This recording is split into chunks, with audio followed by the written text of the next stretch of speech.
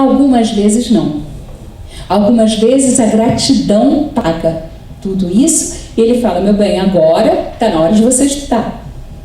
Agora eu já posso bancar a casa, você bancou esses anos todos e é a sua vez. Mas ele tem que perceber o tanto que ele ganhou e devolver isso com amor e gratidão. Mas como é que ele se sente quando a mulher banca a casa, banca o estudo, banca o livro, banca tudo? Pequeno. E de que tamanho ele é? Ele é do mesmo tamanho daquela mulher. O oposto também acontece. Que homem é esse que me dá tudo? Que homem é esse que paga tudo para mim? É o papai, não é meu marido. Então eu não estou casada com o meu parceiro, eu estou casada com alguém maior do que eu. Isso é muito importante, entender esse tamanho através do equilíbrio entre o dar e o receber. Vamos lá. Então, o advogado que tem uma visão sistêmica, ele tem um propósito bem definido na vida dele. Ele tem uma advocacia humanizada e estratégica. A maneira dele conversar com o cliente já é diferente. Ele não possui aquele perfil litigante. Ele quer conciliar, ele quer resolver, ele não quer briga.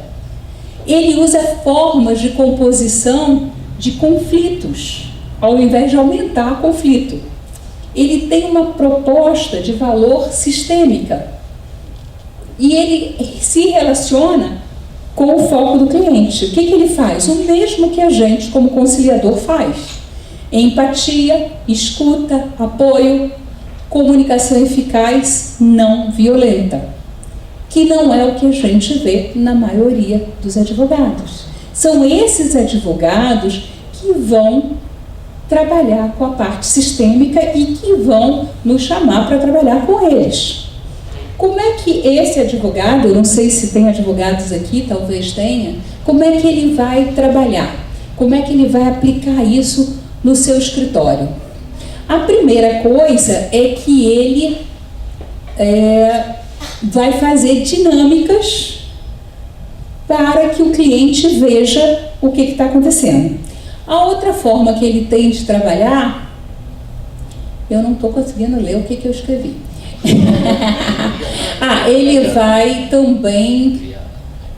Bom, ele pode chamar um constelador para trabalhar com ele, ou ele pode também fazer sessões individuais, ou ele pode fazer sessões em grupo.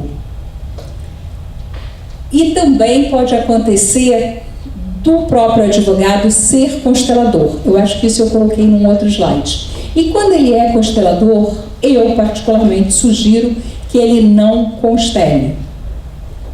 Por quê? Porque fica confuso para o cliente. Então, eu sou advogada e eu sou consteladora. Ela é advogada e é consteladora. Eu tenho um caso que merece uma constelação, que eu sei que a constelação vai ajudar, talvez vá resolver. O que eu faço? Eu a convido para constelar o meu cliente. Porque eu sou a advogada e ela é a consteladora. E ela sendo advogada também, ou ela sendo uma mediadora, uma conciliadora, ela vai entender mais do processo. Né? Eu, antes de trabalhar com constelação e tal, eu fui perita do juiz muitos anos. Então eu entendo um pouco, né, de todo o processual que acontece ali, eu entendo o que é um julgamento, eu entendo quem senta em qual lugar, mas a maioria dos consteladores, eles não conhecem como é que funciona a justiça. Né? Mas como? Mas tem que ir para lá, tem que voltar, tem que... Se não conhecer a parte processual, vai ficar muito perdido. Então, é bom que o constelador trabalhe junto com o advogado. Um advogado que conheça todos os trâmites. E é bom que o advogado trabalhe com o constelador. Quando ela, advogada e consteladora, tiver um caso, o que ela vai fazer? Ela vai me chamar.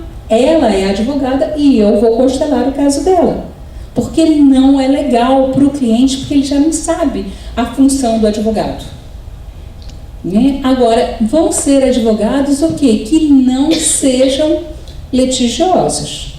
ele pode me convidar para ir no escritório dele. Ele fala: olha, eu tenho 5 casos que eu não sei qual é a direção que eu tomo. E aí eu vou constelar cada caso. Ah, mas sem as pessoas presentes? Sim, eu estou fazendo uma consultoria para aquele escritório de advocacia, eu faço isso muito. Você vai no escritório e vê os casos e vê as melhores soluções para ele oferecer para o cliente. E tem casos que eu falo: olha, se esse cliente não constelar, ele não vai entrar em nenhum acordo. E o que ele assinar, ele não vai cumprir, porque ele está cobrando uma coisa lá de trás. Então ele já sabe o que esperar daquele cliente. Então, isso foi o que eu acabei de falar. Os consteladores e mediadores, que são consteladores, né? A constelação vai trazer uma nova maneira de olhar para as coisas, que é essa maneira sistêmica. Determinadas colocações, frases e posturas podem trazer um grande efeito, né? Essa clareza para a situação que eu já expliquei. Colocar os bonecos ou os papéis representando, geralmente até mesmo na forma de falar, é capaz de gerar efeitos surpreendentes, porque a pessoa consegue ver o que está acontecendo, e às vezes não é só para aquela pessoa, mas na família como um todo, mesmo sem as outras pessoas estarem presentes. E os movimentos e as dinâmicas sistêmicas em grupo ou visualizando, você pede para as pessoas fecharem os olhos, todo mundo que está aqui fecha os olhos, visualiza o pai, visualiza a mãe e tal. Isso é suficiente. E às vezes até contar a história, usar metáforas, usar fábulas. Aquilo vai direto para o inconsciente da pessoa e causa a transformação que a gente deseja. Então, é isso. Eu acredito que esse seja um novo caminho que possa se abrir para a gente poder pacificar o judiciário, né, através das constelações sistêmicas, que traz esse olhar do todo para aquele problema, para aquela situação, para aquela questão. Eu quero abrir para a gente conversar, porque eu acho que o mais importante não é eu falar sobre essas coisas, mas a gente conversar sobre tudo isso. Tá certo? Então, está aberto para as perguntas. Pessoal, quem gostaria de fazer uma pergunta? Eu não sei se é bom ou se é ruim, né? Se entenderam tudo ou não entenderam nada. Opa. Por favor. Eu confesso que é a primeira vez em que eu me deparo com um assunto através de uma colega que me convidou para estar aqui. E eu atuo como mediador e conciliador no Sejusc da comarca do Guarujá há 3 anos aproximadamente. Fiquei encantada, vou procurar um pouco mais de conhecimento do assunto. Obrigada. Meu nome é Fernanda e a minha dúvida, este tipo de posição de entendimento para com as partes, a senhora entende que é possível em Sejuscs, onde se tratam, a gente fala com pessoas muito humildes, são pessoas sem nenhuma cultura, sem nenhum discernimento, existe alguma linguagem que a gente possa adequar neste caso? Fernanda, né? Sim. Fernanda, não só é possível, como também já existe. Lá no Sul, o pessoal trabalha muito. Tem vários Sejus lá no Sul que fazem estudos e fazem aplicação. Tanto no grupo, quanto com os bonequinhos. Porque a pessoa vai ver a situação dela ali. Com que palavras? Com as palavras dela. Não são as minhas palavras, eu vou usar exatamente a mesma frase que aquela pessoa usou.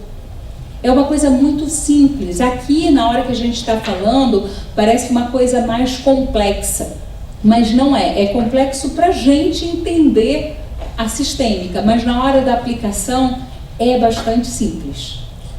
E o lapso temporal, porque no Sejusc em que eu atuo, nós costumamos ter na parte da manhã de 8 a 10 audiências. E à tarde também, em família. Então a gente tem que ser tão sucinto, que tem hora que você, sabe, acha que faltou alguma coisa para que aquela conciliação fosse melhor elaborada. Olha, eu não sei como o pessoal está usando lá no Sul, mas eu sei que eles fazem e eu acredito que eles façam em grupo. Que você pode escolher participar da conciliação no grupo sistêmico ou da conciliação no individual. E você pode participar do grupo e ir para o individual depois. Não, muito obrigada. Tá? Muito obrigada. Mais perguntas? Vamos lá, pessoal. Posso falar? Claro, André. Em Brasília, porque eu sou advogada, você sabe, eu faço conciliação, faço curso com ela, a gente vai terminar esse final de semana. Recebi uns amigos de Brasília esse final de semana, que a gente, do direito, né, porque a gente é advogados, e um deles fala que isso está acontecendo lá hoje com muita frequência, e complementando o que a Fernanda perguntou, Fernanda, a questão de fazer a conciliação nesse ponto das audiências, eles fazem antes da audiência. Antes eles convidam essa pessoa, se ela realmente quer participar, explica o processo, e é feito em grupo ou individual, a pessoa opta e é feito antes. É bem interessante. Eu vou até tentar conversar com a juíza lá da comarca sobre essa possibilidade, porque lá tem uma oficina de pais, que eles fazem com mediadores mensalmente, mas a gente precisa de um trabalho de conscientização, porque nessa oficina de pais, 50% das pessoas não participam, faltam, elas não têm interesse, ou não têm um esclarecimento melhor do que seria essa oficina, e portanto acham que não é necessário. Sim. Pois é, Fernanda, mas quando a gente fala de constelação familiar, o que será isso? A curiosidade às vezes é maior do que a falta do interesse. Então muita gente vai por curiosidade. Tem gente que nem está com processo, eu posso assistir, eu posso participar. Não, não pode. Só pode quem está com o processo naquela comarca. E aí vai bastante gente. Vai bastante gente. Obrigada. Tá? Mais perguntas sobre qualquer área. André, passa o microfone aqui.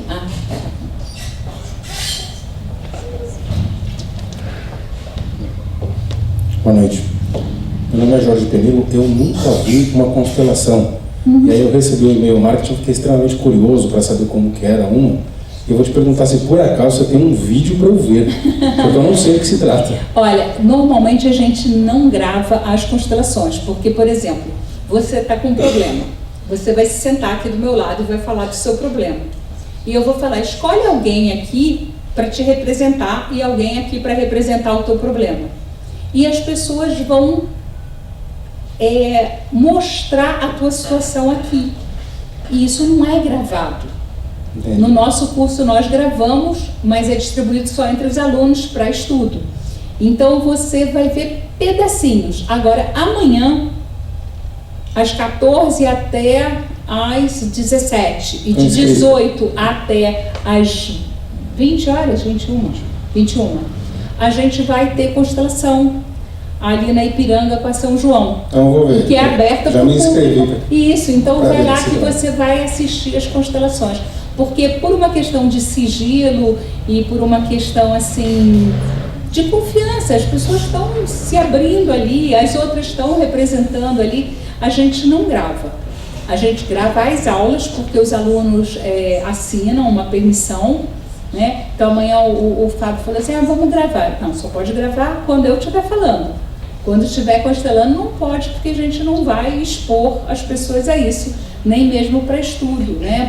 Para a gente estudar no dia seguinte com os alunos, não. Quem vai constelar tem todo o respeito e todo o sigilo ali. Então, talvez você encontre alguma coisa na internet de pessoas constelando que já assinaram o termo de permissão. Tá claro, mas do jeito que você explicou, eu consegui entender. Consegui imaginar como que é. Muito obrigado. Que bom. Obrigada, Jorge.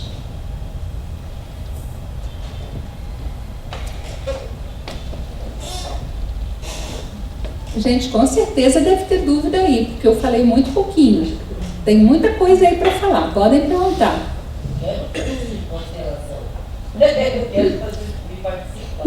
Sandra, nós estávamos até conversando antes de começar a palestra. Sim. Eu atuo como mediador, conciliador no Fórum de Guarulhos, na área de família. Fazia civil e família. E gostei da área de família, eu estou mais de 6 anos. E a colega ali, dizendo que Brasília está fazendo, antes, né, isso antes das audiências, é isso? Bem, seria, eu não sei qual a sua opinião, mas seria genial. Sim.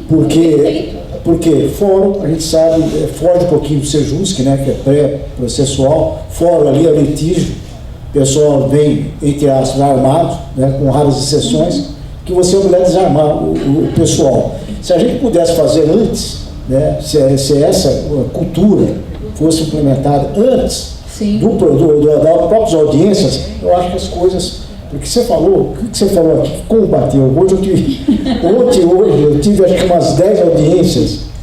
Olha como bateu, né, das pessoas, né? Porque as coisas acabaram já há muito tempo.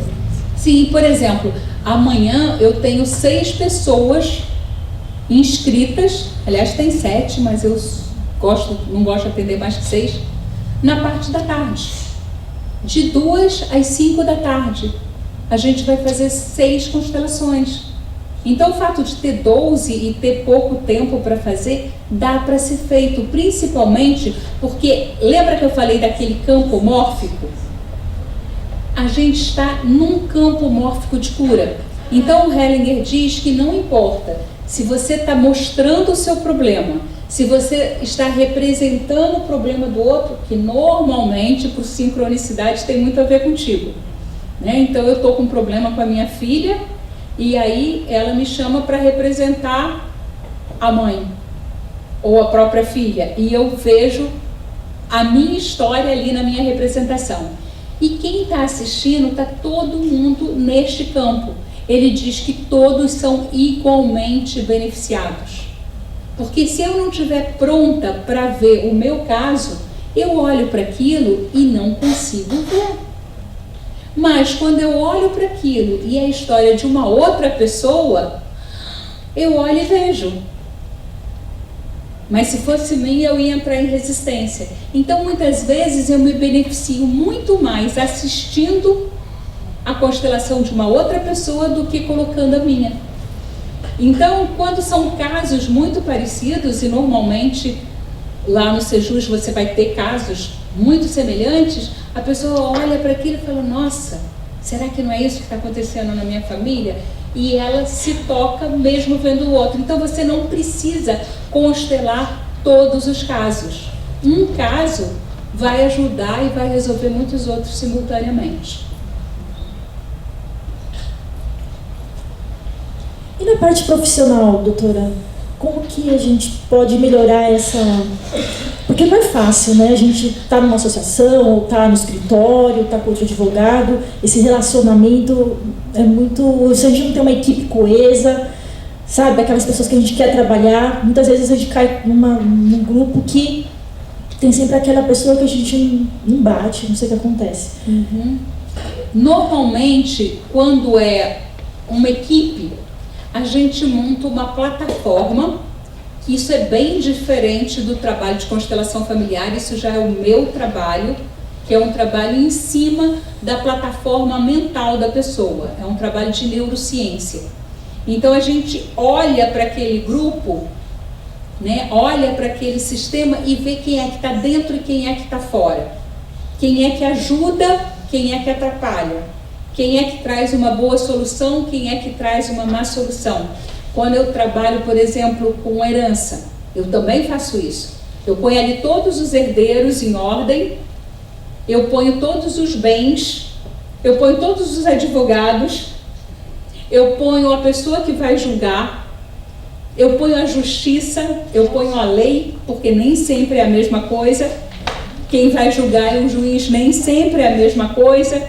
Então, o terapeuta nem sempre sabe desses pequenos detalhes. A gente põe tudo que está naquele processo. Então, às vezes, é uma mesa desse tamanho. Eu pego aquela folha 3 e vou colocando post-it aí. Eu não. Eu vou fazendo os post-it, dou para a pessoa o post-it dela, em primeiro lugar, para ver onde é que ela vai se colocar. E depois dou todos os outros sem eu nem ela saber o que é. E depois a gente vai descobrindo o que está ajudando, o que está atrapalhando, quem é que está fazendo uma conciliação, quem é que está fazendo um litígio, e aí a gente olha para aquele sistema. E depois a gente vai ter que ter outras sessões para trabalhar aquilo individualmente. Então, eu entrei agora no teu trabalho, ou talvez eu já trabalhe com você, e eu tenho um problema horroroso com a hierarquia. Se a pessoa percebe isso, provavelmente ela tem um problema com a hierarquia na família dela. Ela que cuida dos pais, ela é maior do que os pais, ou ela é maior do que o irmão mais velho, ou ela é a irmã mais velha e não é respeitada, então ela cobra esse respeito no trabalho dela. Então, o que eu estou replicando na minha posição dentro da organização, o conflito que eu tenho na minha família. Quando a gente monta esse sistema e a pessoa percebe essas 3 leis, porque a gente, quando vai trabalhar numa organização, todos os funcionários têm que estar envolvidos. Ou, se não estiverem todos envolvidos, pelo menos os funcionários que tomam as decisões precisam estar envolvidos. Então a gente já começa a ter um novo olhar para aquela pessoa. Quando eu tenho um novo olhar sobre aquela pessoa, eu entro naquele campo quântico. Lembra que eu falei que uma das questões é a quântica? E eu já mudo. Ao mudar minha percepção sobre ela, ela muda o comportamento também. Então é muito interessante, nas questões de trabalho, a gente montar o sistema, que oferece soluções que a gente pensa assim, nossa, mas eu nunca imaginei que isso pudesse ter solução. E a pessoa muda assim, de repente ela nem estava presente. Ficou respondido? Quer mais alguma coisa? Eu vou Claro. Doutora Sandra, eu tenho uma visão de que o direito sistêmico empresarial é muito importante. Sim. Porque ele vai trazer o entendimento, né, o entendimento interno e entre as pessoas. E é difícil fazer isso. Queria que você explicasse um pouquinho, porque eu acho... Aí vai depender muito da abertura da empresa quando a empresa te contrata. Então, por exemplo, a gente trabalhou com a Fundação Hering, que é o Museu Hering, né, ali em Blumenau. E logo que a gente chegou, eram 18 funcionários do museu. E a gente pegou todos os funcionários, todas as funções, e a gente botou o cliente interno, o cliente externo, o cliente que traz dinheiro, o cliente que leva dinheiro, outras formas do dinheiro entrar, outras formas do dinheiro sair. E a gente não fez com post-it. A gente fez com folha 4 no chão inteiro, com todos eles, né? E as pessoas iam se colocando onde queriam. E quando a gente abriu, a gente viu que tinham pessoas que não estavam na melhor função. A gente viu quem era a pessoa que trazia o dinheiro para a empresa e quem era a pessoa que levava para o cliente externo. Então, como eles tinham uma abertura muito grande, né? Quem nos levou para lá foi a presidente, a diretora geral da fundação. Então ela estava muito aberta, ela já tinha feito um trabalho com a gente, ela estava muito aberta para mudanças. E o grupo se empenhou. A gente ofereceu 4 seminários de neurociência para aumentar a inteligência cortical e para entender como é que funciona esse cérebro reptiliano que fica em luta e fuga, porque isso é um sistema, gente. E é neurologia, é neurociência, não tem o que questionar. Então, quando eles entenderam quais eram as melhores qualidades de cada um, quais eram os gatilhos emocionais de cada um, e começaram a trabalhar como equipe, potencializando aquilo que é o melhor de cada um e criando precauções para não abrirem aqueles gatilhos, porque aí eu sei o teu gatilho, você sabe o meu gatilho, a equipe começou a funcionar divinamente. 3 pessoas saíram, porque logo de cara a gente viu que elas não estavam envolvidas e foram contratadas mais 4 pessoas. Então a coisa assim, em 2 meses eles tinham 4 projetos, passaram para 23 e todos chegaram ao final. Isso foi um caso que a gente começou há 1 ano atrás. Então o efeito é muito grande. Agora tem que ter abertura de quem? De quem toma as decisões, porque não adianta trabalhar com as pessoas, com os funcionários, porque eles não vão tomar decisão. A mesma coisa numa escola, você tem que estar trabalhando com a diretoria, com os professores. Porque o que acontece, gente, isso eu gosto muito de falar, porque é muito importante. Quem são os melhores para mim? Meu pai e a minha mãe. Sandra, mas você nasceu de uma violência sexual. Ah, mas a sua mãe te abandonou lá na casa da roda. Ela é a melhor mãe que eu tenho, porque ela me deu essa genética. Se eu digo não para a mamãe ou para o papai, para quem que eu estou dizendo não? Para mim, porque 50% eu sou a mamãe e 50% eu sou o papai. E o que acontece nas escolas? A professora olha e fala, ah, coitadinho do Pedrinho, o pai dele está na prisão. Coitadinha da Mariazinha, a mãe dela bate nela. Ela está se achando o quê? Melhor do que a mãe dele? Melhor do que a mãe dela? Que lugar que ela está? No lugar da mamãe. E quem é que está no lugar da professora? Ninguém. O lugar da professora fica vazio. E ela é melhor para a Mariazinha do que a mãe da Mariazinha? Não. A melhor mãe para a Mariazinha é a mãe da Mariazinha, mesmo batendo nela. Porque tem um aprendizado ali. E tem uma herança sistêmica. Por que ela bate na Mariazinha? Talvez ela tenha apanhado, e a mãe dela tenha apanhado. Vai ter uma hora que isso vai parar. Mas eu tenho que honrar aquela pessoa. Quando eu estou numa empresa, quem é que eu tenho que honrar?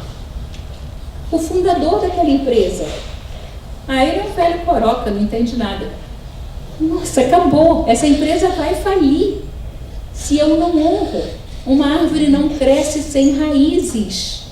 A honra é fundamental. O respeito é fundamental por aqueles que nos precederam. Senão, não há crescimento possível. É impressionante, né? Mas infelizmente, doutora Sandra, a falta de respeito hoje em dia é terrível. É terrível. Opa! Oi, boa noite. Boa noite. Meu nome é Vanessa, eu sou advogada. Cumprimento a todos da mesa, minha colega que está ali. Nós fazemos parte da Comissão de Direito Sistêmico da Subseção do Jabaquara. E estou muito feliz de estar aqui com vocês. Eu gostei muito da palestra, estou gostando muito da palestra. E eu queria fazer uma pergunta que, no meu ponto de vista, eu sinto que é um pouco polêmica. Você falou sobre essa questão de honrar pai e mãe, e aí eu pergunto para a doutora, no que diz respeito àquela pessoa que veio de um estupro, como que a constelação ela trabalha o psicológico dessa pessoa, o pertencimento do pai, né? Porque o estupro, todo mundo concorda comigo que é uma situação violenta, né? E como que é essa abordagem, segundo a teoria do Bert? É polêmico mesmo, e inclusive na questão do Bertin é muito polêmico isso.